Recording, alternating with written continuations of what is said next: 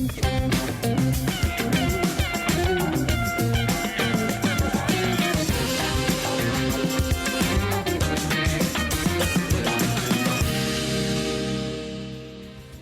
and good evening, I'm Melisa Idris. And I'm Sharaad, Kuttan. Welcome to Consider This, the show where we want you to consider and then reconsider the news of the day. Let's begin the show today with news that Jho Low, or Low, take Jho, his full name, is facing new charges by the Malaysian Anti-Corruption Commission. This over his alleged role in the 1MDB scandal. Also charged are Petro-Saudi International Directors Tariq Obaid and Patrick Mahoney. The trio were charged in absentia yesterday for a $69 million 1MDB money laundering case. Now, this is the second arrest warrant that has been issued for Jho Low. In fact, I believe right now the latest is that the MACC has alerted Interpol of the arrest warrants for Jho Low, Tariq Obaid and Patrick Mahoney. Yeah, I think, on the Interpol issue, it'd be interesting to see whether Malaysia gets something like a red alert, which allows actually Malaysia to tap into a network of policing systems that might actually bring Jho Low back. And then people might be asking, why hasn't this happened earlier? I think. Well, actually, Jho Low is already on the Interpol red notice by Singapore. He was put there by Singapore back in October of 2016. This was after investigations had found 1MDB-related funds flowing involving Singapore-based banks. So he is on Interpol's red notice, however, put there by Singapore.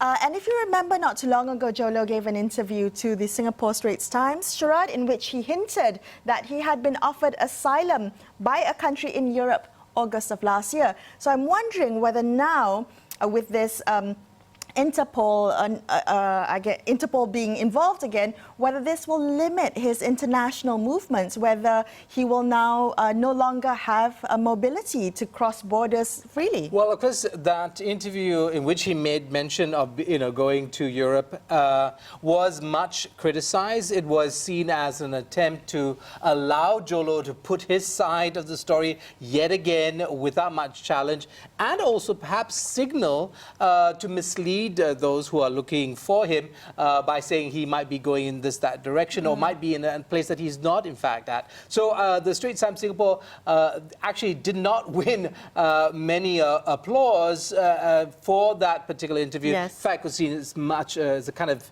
it was kind of discredited, I think, in the eyes of many who've been watching this case. Right. Well, a bit of an anti-corruption theme happening on the show tonight, because we also had news that former Human Resource Development Fund CEO, CM Vigneswaran, has been cleared from MACC's investigations, right, from any wrongdoing. Yeah, and that's fascinating, Melissa. Again, we often kind of expect those people who are charged to be found guilty and then convicted, but of course in a free and fair system of adjudication, the prospect of actually being found innocent must be there, right? So in this case, this was not a trial situation, but he has been cleared.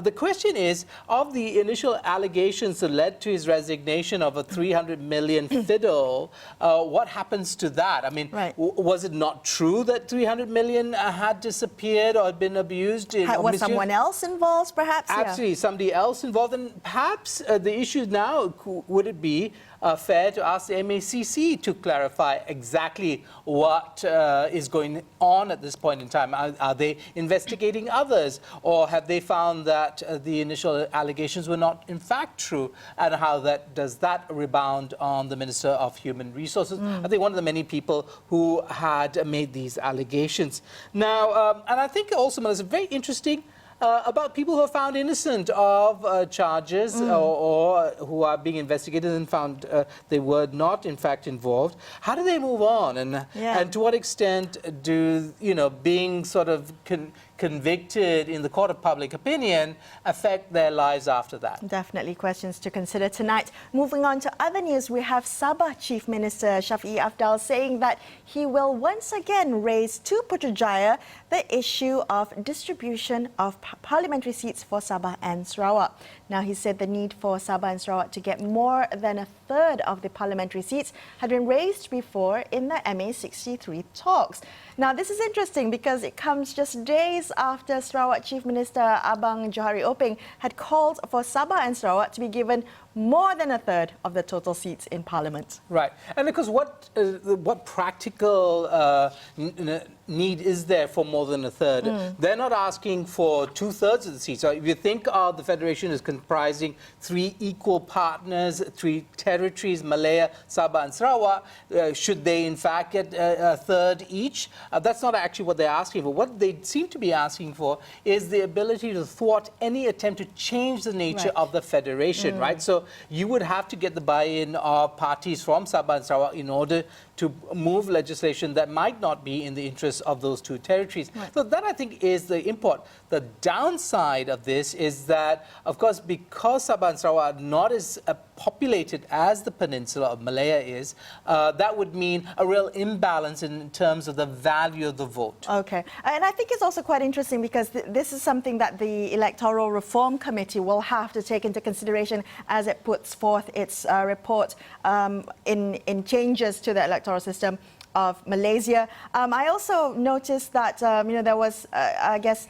the issue of immigration popping up in Sarawak. So Chief Minister once again revealing that there had been attempts by certain parties to abolish Sarawak's autonomy over immigration to make it easier for non-Sarawakians to come over into the state without filling up an immigration form. So once again... To which he said, yes, if you don't want to fill up the form, don't come. Now, this might strike some of us on the peninsula as being arrogant or being tone deaf to the desires of many people. But it's in the Malaysian agreement, isn't it? Well, this is the point, right? So to what extent do we on this side of the Federation quite understand this history and appreciate and respect the parameters that have been set up in the establishment of the Federation? And I think, Melissa, it really goes back to what you see increasingly happen, which is that Sabah and Sarawak seem to be pulling away from the peninsula, not physically, obviously, but in terms of their values. Don't you think a bit of a divergence, I'd say. Because on the question of language, the national language, they're much more practical. They're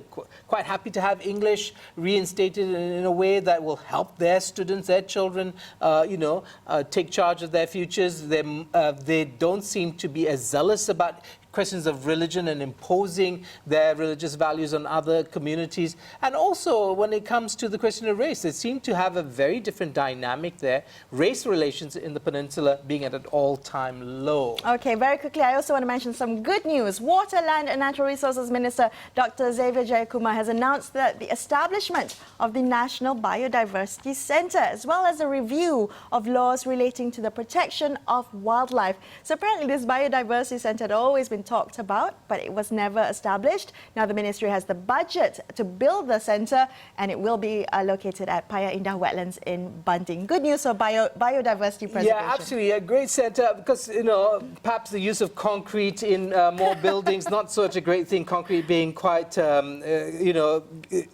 leaving a carbon footprint of a immense sort. But I think more important is we recognize, Melissa, and last year we had a big conference here in Kuala Lumpur. Malaysia, one of the most biodiverse nations of the world. I think we're the top 12 or 14 or something of that order. The problem is precisely because we haven't killed off all our species, that many of these species are actually on the brink of extinction. So there's a precarious nature to this wonderful heritage that we have, for all kinds of reasons, managed to preserve. And the question is, how are we going to move forward with that? Can we actually save it all? Well, I'm very encouraged to see that there will be a review of the laws to protect our wildlife, hoping Perkhidmatan gets a bit more resources, gets some enforcement power to protect our environment. There was a wonderful video going around from Perkhidmatan, wasn't there? It was Absolutely, I loved it. Elephant, I guess, swimming along a river with the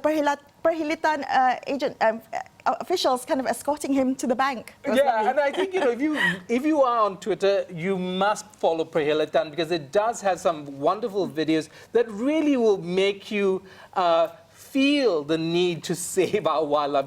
It's not just an intellectual thing. It's an emotional and I think deeply felt thing that you need to see why these animals need to be protected. Agreed completely. All right, we're going to take a quick break, and after this, we're going to take a closer look at how we can better support our anti-corruption officials. Stay tuned to consider this.